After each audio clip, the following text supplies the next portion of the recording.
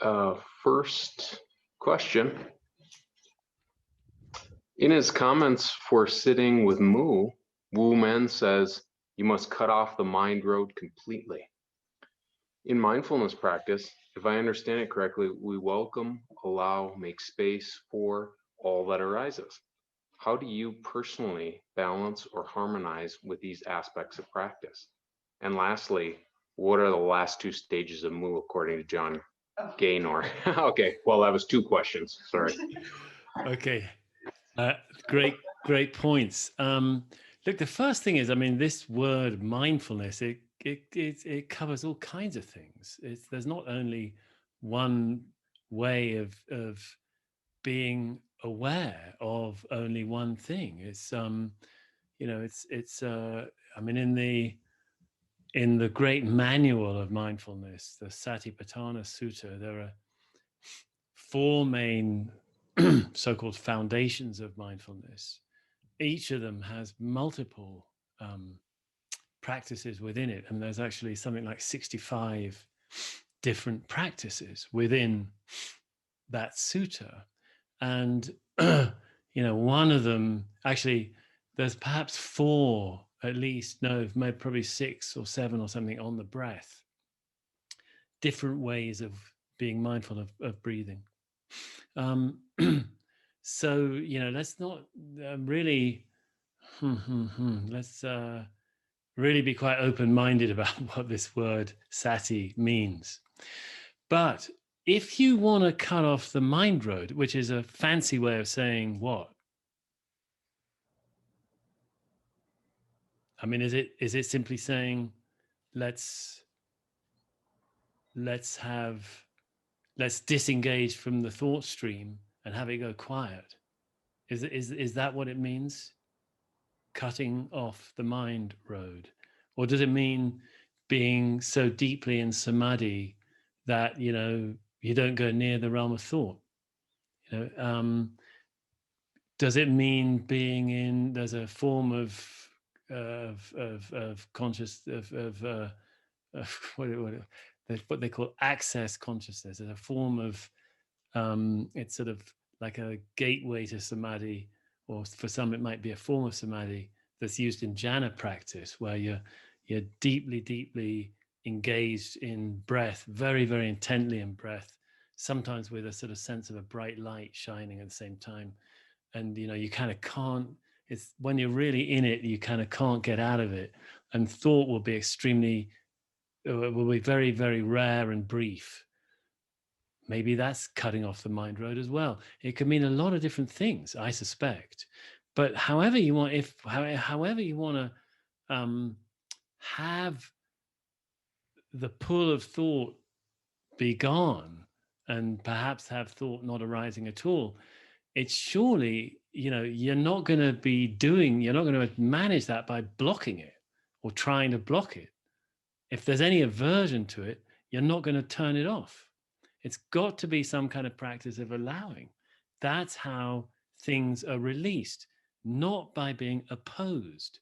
It's a sort of, I think it's a kind of golden rule of practice, perhaps it's a golden rule of life or something, that we have to be growing, not contracting. To block something out and say, no, that's a contraction. Saying, I won't have this. That, I don't think that's, I mean, I think Mumon was probably talking about getting so absorbed in Mu that there was no space for anything else. Fantastic. Great absorption practice. Being right, there's just nothing but, first, there's nothing but you and Mu. Mu fully occupies the sense field, really. Initially, it fully occupies the sort of mental space, but it can expand from that and just fully occupy the sense field. Nothing but Mu, except still some awareness of some kind of subjectivity experiencing Mu.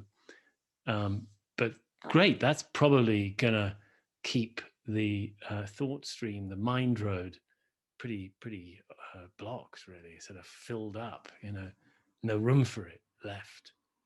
And then, of course, at some point, sort of more like there isn't any separation at all between me and mu, subjectivity and mu as object is gone. Wonderful thing to taste that. And then on we go, deeper, further, So I don't really think these things are opposed, at all. I would think skillful practice, with sati would be necessary. And it really follows the sequence I was talking about earlier, how sort of cultivating sati naturally kind of moves into states of samadhi, unification. It comes quite naturally. So I don't think there's really, see those as closely aligned and allied, really. Dan, I just forgotten what the other question was. What was yeah, no problem. 2 stages of mu according to John Gaynor. Yeah. Great. Thanks for bringing that up. So basically, just to recap, John was saying, I think I heard him say this, a handful of times, 5 sort of phases of mu practice, listening to mu. And the idea there is that there's a little bit of having to, generate the mu, hearing mu, when really you don't have to be generating it, you're just hearing it. So that's deeper. Emptying, where actually, let's just forget mu for a second. Emptying, meaning clearing out, releasing, more and more releasing, until our sit can be really very empty, just not a lot of content. And then this is great. And perhaps we're sitting with mu, fine, doesn't matter. Emptying. The important thing here is that people can actually sometimes get to very empty states. There's really not much arising at all. And it feels quite large and spacious and clear and empty. Great. But not to confuse that with the 4th phase, realizing. See, emptying is actually not the same as realizing. Realizing is usually sudden. It's a different order of things when suddenly we realize. Valerie actually described it beautifully when she was talking yesterday about her first sort of realization with mu, and she saw this smile and realized, or suddenly saw this compassion beaming out of a photograph. But it wasn't just that. She knew why. She knew why this great compassion was sort of exuding from the photograph. She got it. That's realizing. That's when we suddenly get it. It's like, instead of just, great to be very, very empty and sitting with mu, but it's not the same as when suddenly we really get, why did Mumon bother? We get it. He sat with this thing for 6.5 years and beating his head against a pillar to stay, not a pillow, that would have been nice, a pillar, hard surface or something like that. That's the mythology or whatever. And I think he's even said to have had a great sort of protuberance on his forehead because of this knocking his head on the floor and pillars and whatever to stay awake. Honestly, I totally don't recommend it.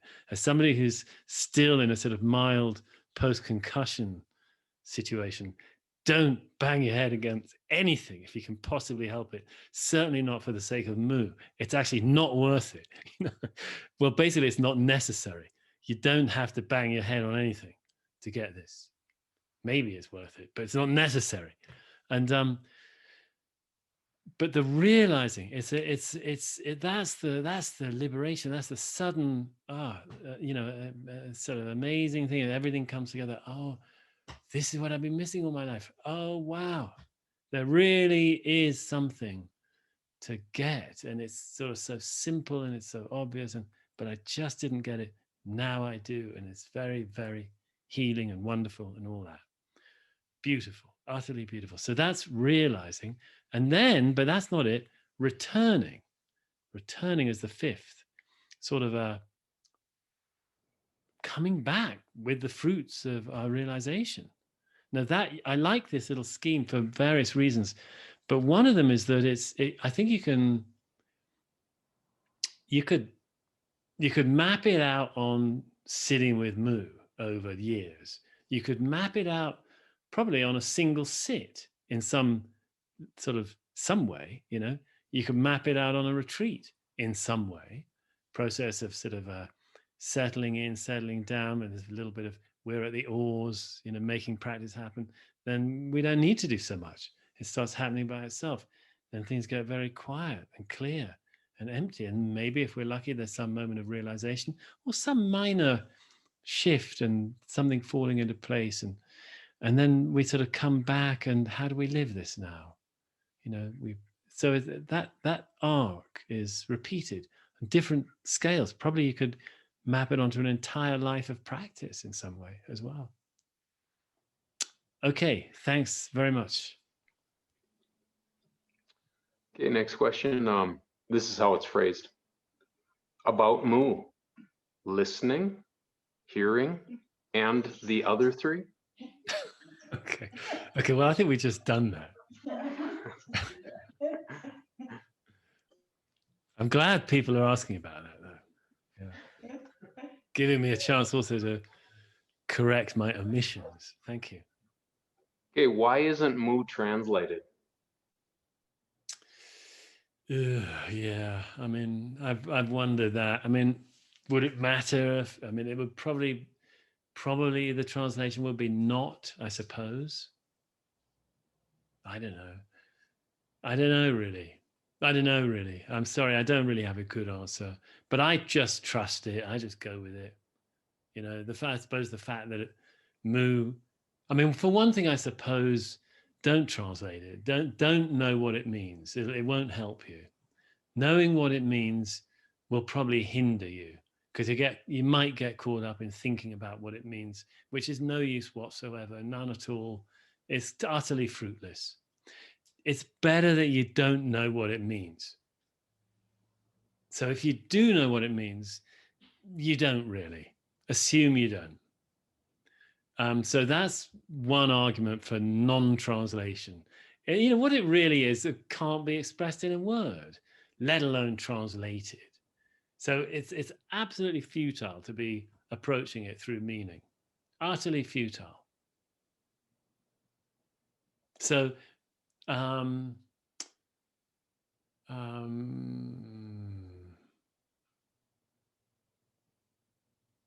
just so see if you can just have some kind of trust that it's really good. It's just really, really good.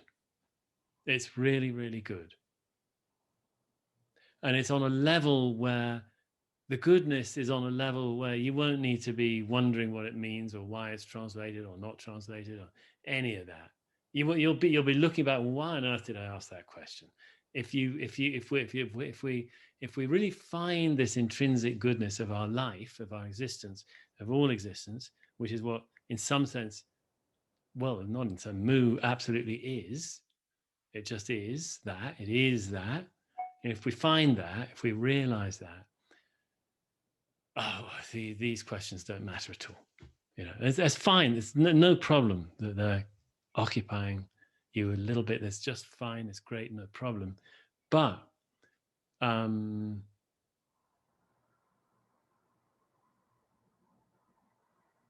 this practice sees if it can call forth. It's got a deeper calling in it, it's calling to somehow sort of the deepest part of us that is most concerned with oh God, I don't want to overstate it, but it's some part of us that really is concerned with living fully, utterly fulfilling the possibility of your life, of this life, really fulfilling it. This practice does speak to that. It does call to that. And it does it by these weird ways that so don't make obvious sense, but that is part of its wisdom. Okay. Thanks, Dan. And thanks whoever asked that. Okay, two questions, so I'll just read one. Your talk today resonated so much, thank you. Since a recent glimpse of that emptiness prompted by a koan, I've been demanding another epiphany of my koan, even though I understand this is the antithesis of it. I've been trying to notice, accept, and even love this grasping, and the same with my aversion to my grasping. I've been telling myself, this is enough, as is. Your talk made me realize I don't actually believe this is enough. I want more. Like in the poem Valerie shared yesterday. I'm trying to have patience with myself, but there's that word, try, which feels more like doing. Is there another phrase or even koan to bring mindfulness, like you mentioned, to this cycle of grasping for awakening?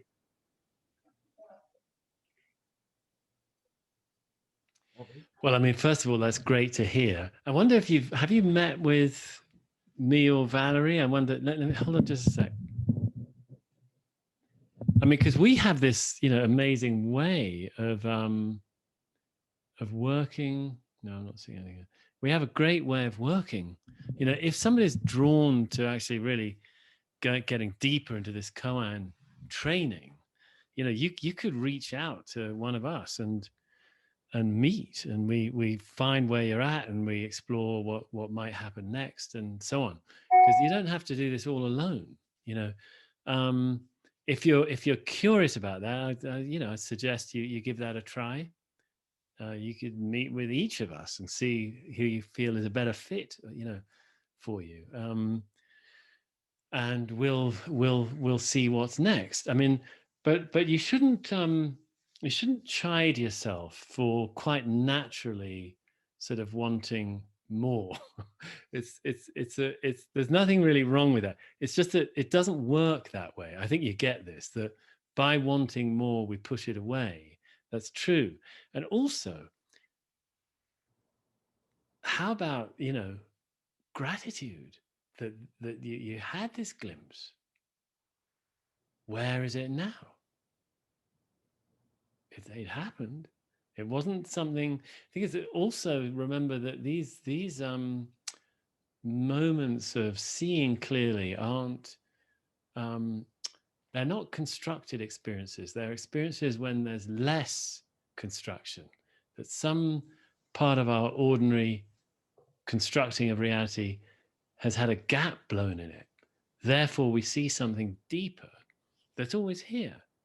So, in other words, it's not like you made it happen and you got to make it happen again. No, you actually stop doing for a fraction, for a glimpse, and that's why it was made clear. So, but what was made clear is always here. It's always it's part of the fabric of this moment, not that one then. Every moment, including this one. So you actually can't lose it, and you can have trust in that.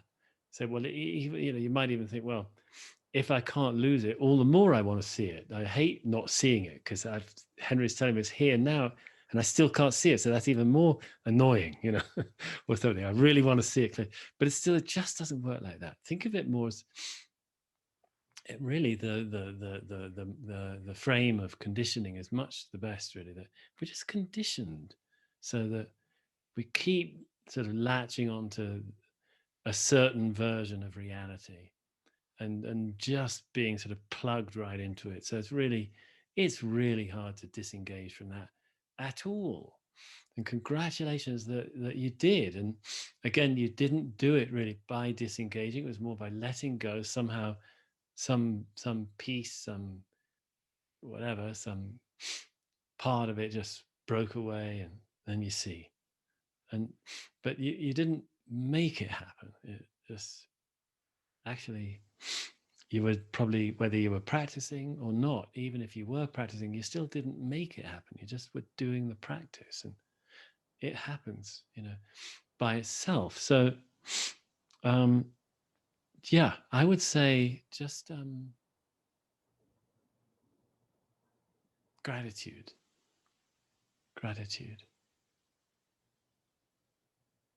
And nice that you have hunger for more. Let that motivate you for practice.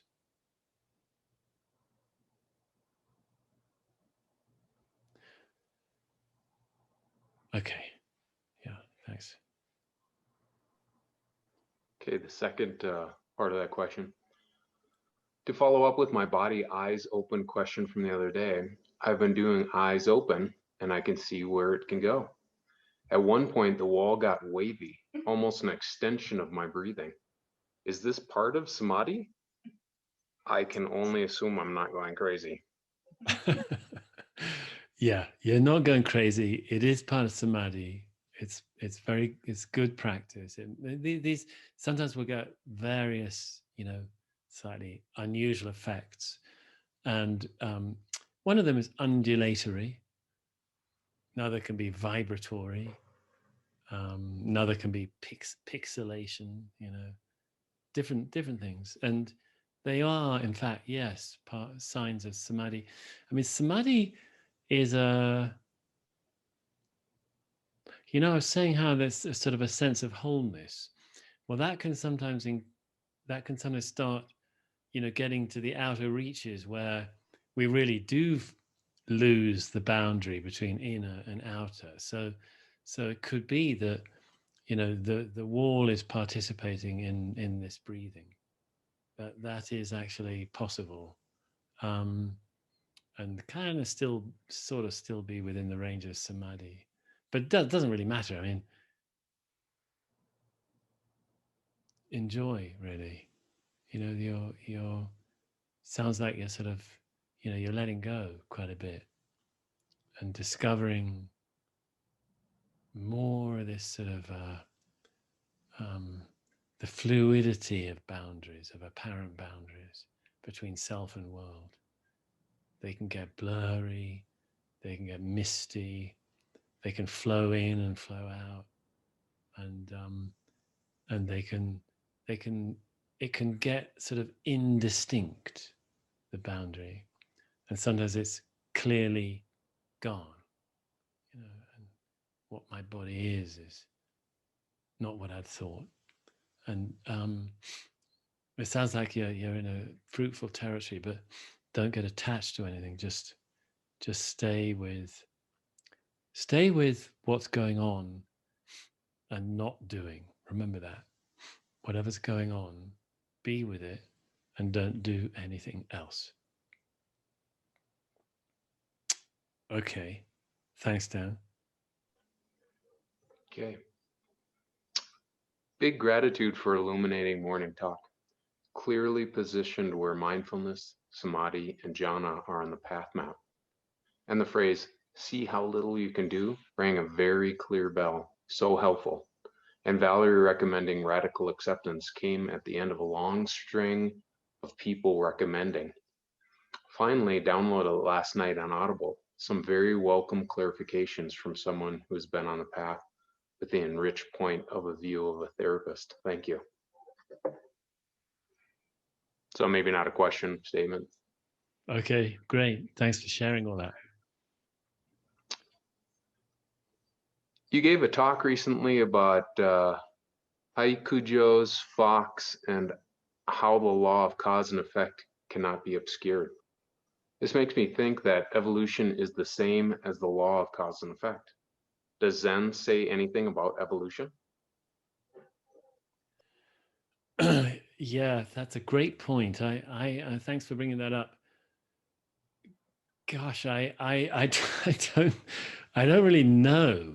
I mean, I think whether Zen said anything about evolution, the time frame makes it seem unlikely to me, unless there probably have been some comments on it by recent masters, I would guess. But I think you're right on, and I think it's absolutely fair enough to regard evolution as an aspect of the law of cause and effect, of causation. Absolutely. I can't see how it could be otherwise. That it's it's interesting, causation, karma. It's sort of another way of looking at the law of cause and effect. But dharma too. Dharma meaning the law by which all things arise, and the fact that all things are expressing the law by which all things arise. Each and every last little thing is expressing that law, dharma. So dharma means various things, teachings, of course, but it also means the law by which all things arise. But it also means all things, 10,000 dharmas actually meaning 10,000 things, 10,000 phenomena, because every last little thing is an expression of dharma and is the dharma in action. Maybe I'm getting a bit abstruse, but you get how causation, the law of cause and effect, is that's what this original nature does. It does everything. That's what it is, really. It's just this law of everything arising and changing, and evolution. Absolutely. I mean, I suppose you're meaning evolution of organisms, I guess, but maybe we could mean evolution in a broader sense than that as well. How fascinating, I mean, evolution of organisms is how when you map that onto dharma, it's fascinating. How does what the order of genomes is, how what order it is by which genomes arise and replicate. It's kind of incredible, and how whatever it is seems to sort of, on this planet where there's life, it seems to so enjoy being, can you say enjoy creating all these life forms, blooming with life forms on this planet. It's an amazing thing. And especially, I mean, when you just think of the vast galaxy, I mean, so far as we know, most of it is, I mean, the vast majority of it, so far as we can tell, doesn't have life in it like this planet. Then, there may be, of course, others, even within our galaxy, I think, and of course beyond, may well be, very likely, but still a whole lot of it is sort of, compared to this planet, barren, just mineral, austere mineral beauty. But here, blooming, how amazing. And blooming in this way that the life forms keep, sort of, the evolution happens, and at a certain point there's a species that's aware of itself, aware of living, and can articulate that and share that, and even is aware of awareness, and can sort of ponder the universe. That's, anyway.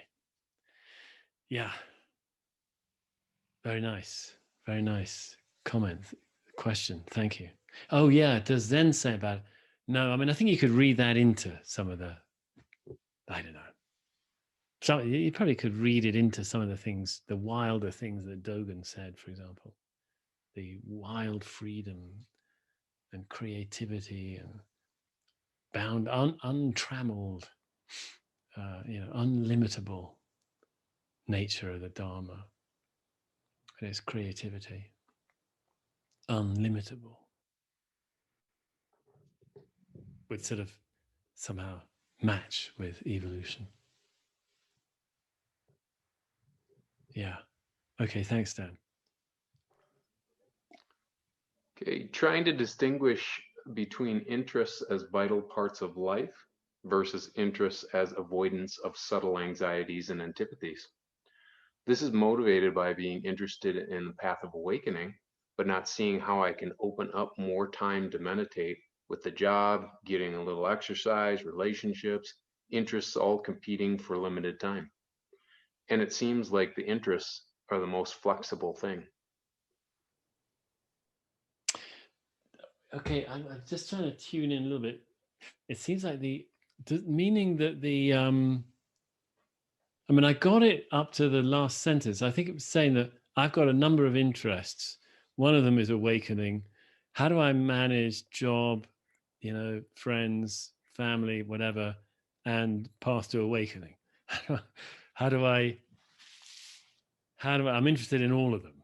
How do I sort of, it sounded like it was really, how do I figure out my priorities? Was that, did I get that right? Am I understanding? Is that how you read it, Dan? And if you want to chime in, whoever said it, just put up your hand and so I can just get it straight.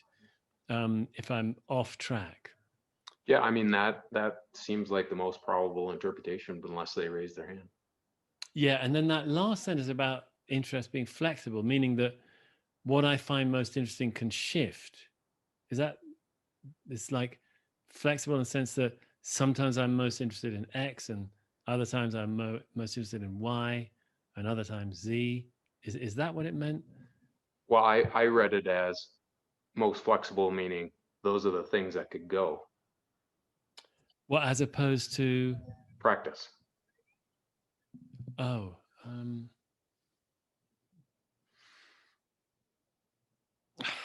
still not quite clear on what I'm trying to address. Is it that, how do I figure out my priorities? Is that the question? Or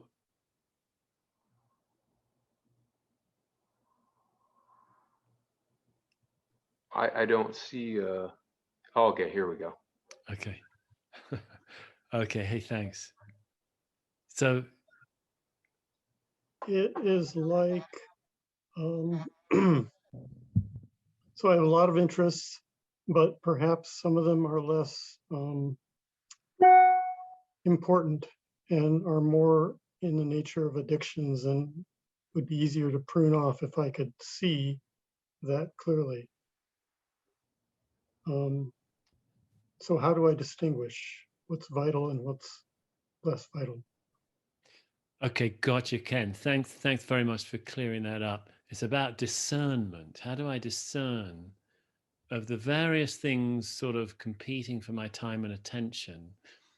How do I discern, could I put it like this, which are wholesome and which are less wholesome? I'm going to take it that way. And unless I'm off track still, Ken, but if I'm roughly on track, I'll just roll with that. I mean, there are different ways. I would say that keep sitting on a regular basis, and that alone in itself will probably start to make things clearer. Just the very fact of regularly setting aside, the time for just being in your day in, day out, whatever time you can spare, reasonably, do that. And you could just set an intention. I mean, you could literally, that means literally you could just say to yourself, I'm going to, practice whatever, 45 minutes, an hour every day for the next 2 weeks. And at the end of it, I'm going to see what's happened to my interests and my sense of priorities.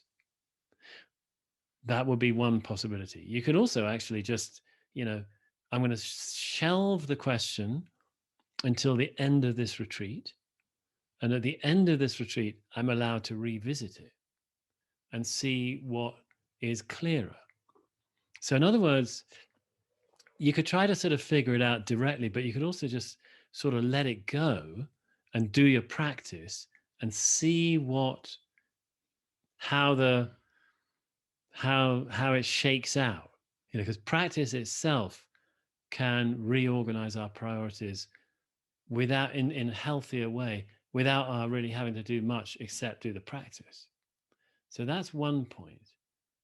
Another point would be, especially if you think there might be some sort of addictive elements in there or something, really just see, is this actually in the service of greater well-being for either self or others or both? And you can just ask that question and you'll probably just get an answer quite clearly immediately. Usually that can happen. You just ask the question of yourself, up pops the answer, and you sort of just have to take it on trust. I mean, you know, there's that. There's another possibility would be, I mean, there's always reflecting on death. You know, just, you don't have to do it for very long, but just, you know, just imagine, you know, you're about to die. What, even a couple of seconds, you know, is enough actually. And then just check through the way you're spending your time. What do I most want to do before I die? You could actually reflect on that every day if you want. Not for very long, just little hits, valuable. Couple of seconds, recognizing I'm mortal, my life will end. Just seeing, you know, maybe you don't even have to think very much. You just sort of imagine that very briefly, and you just see what comes up, what you're feeling. And sometimes it'll be clear, oh, I really care about X more than I realize, you know. Or you could look at your list. No, that doesn't matter. It doesn't matter very much. But actually this thing does matter, you know. I mean, I would say that there's a how would I put it, like there's a kind of blessing that can come when it's clear to us that practice has become a stronger priority. It's kind of a blessing, I think, because it's a salutary thing, it's a wholesome thing, and it's somehow it's addressing something very important and most important, and it'll affect all areas of life. But I think it's also hard to force that. I know, I mean, for myself, I had phases of feeling practice was very important, but clearly interspersed with other phases when other things seemed more important. And there was a point when I just knew practice had climbed very near the top of the list, you know, along with family, really, and a little bit of work as well. And so that was really helpful. It kind of cleared things up a lot when that was the case. But in my case, I couldn't really have forced it. It happened when it did, as it did. Yeah, Ken, I hope that's some help. Dan, how are we doing actually in terms of numbers of questions? 2 more. Okay, let's see how we go. I found that being outside in nature sometimes helps me let go of thoughts and just be present a lot faster and easier than sitting and staring at a wall inside a building. Is there a place for Zazen in nature? Oh my God, totally. I love doing that. I think in time, you may find it doesn't make that much difference in time, but when it does, and go with it. Sit outside as much as you can, you know, for sure. You can have some very, very, I've known one student I'm thinking of particularly who'd done quite a lot of sitting out in sort of rugged terrain, had some very important sort of moments in their practice while sitting alone out in nature. Somebody else I can think of right away who does a lot of practice in the woods, and it's very important for them to be out there, and that's just fine. So yeah, max out on it as much as your life will allow you, but you'll probably find that you start to sort of somehow tune into the same, I don't know what to call it, the same mind space or whatever, heart space, more and more in your sitting indoors as well. You may well find that. In time, I would expect that you would find that. But meanwhile, doesn't matter. Make the most of the fruits of sitting outside. Absolutely. Yeah. It is very nice, though, when we can feel that way pretty much anywhere. Okay, what's the next one? Okay, last question. Right out of the matrix here. to most, or probably everyone who hasn't had a full awakening experience, it sounds desirable, to say the least, and something to work towards. I've heard Henry at various times urge caution upon taking up koan practice and say it's probably not for everyone. Do you know, or can you imagine anyone that regretted taking the red pill? Well, look, here's the thing. I think, it's slightly different. But my point about koans usually is slightly different. It's this, that by all means, anybody who's curious, by all means, take up a koan, but don't get into working with koans with a teacher if you haven't had a clear awakening experience. Sometimes I hear of people who have been working with koans with a teacher, but they really never had a strong, clear, decisive awakening experience. Now, in a way, that's sort of, I suppose, down to the teacher, but that's, without that, they're not a good thing to do. I'm convinced of this. I mean, it's great to sit with them, no problem, but to start working with them with a teacher, where you come in and you present a koan, and then you do the next one and you come in and you present it. To do that, if you haven't had a clear, breakdown of your normal construction of reality, it's not a good idea. Why not? Because there's only one thing that can happen. You use your mind to try to figure them out, which is absolutely, the reverse, really, of what it's all for. So now, if you're drawn to sitting with koans, go ahead. And if something happens, great. And if you want to work with a teacher, fantastic. But that's the order it should be in. It shouldn't be like, I want to figure this koan out, and I'm going to try to convince the teacher that I figured it out. So no. That's not what they're for. They're only ongoing koan training under a teacher is really only to help us when we have had an awakening experience. And the beauty of it is that there's follow-up. But I have to say, not everybody needs that. I meet people who had some awakening experience, without ever having even heard of a koan, and they actually were able to go deeper with it and sort of let it dissolve more of them in a gradual, natural kind of way over weeks, months, years, perhaps.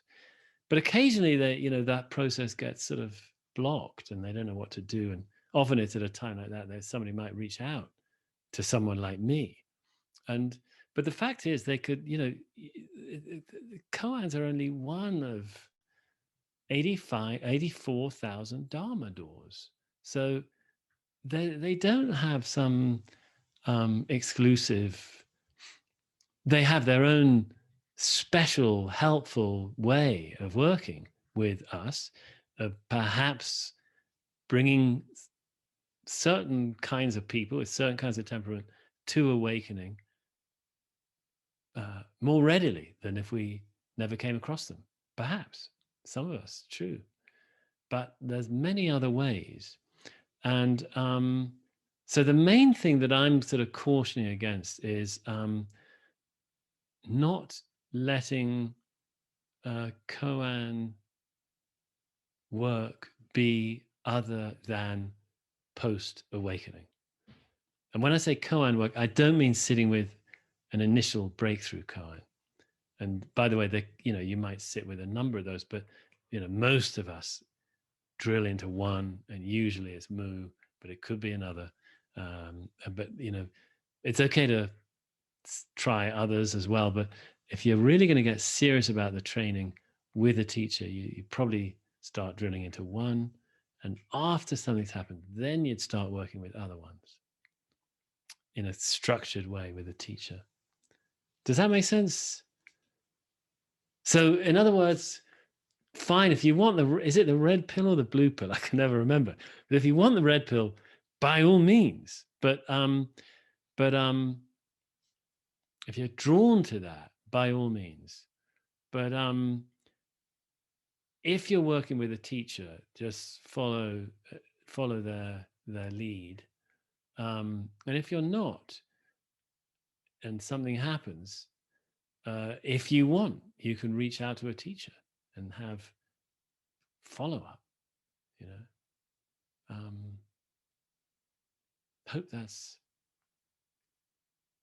clear.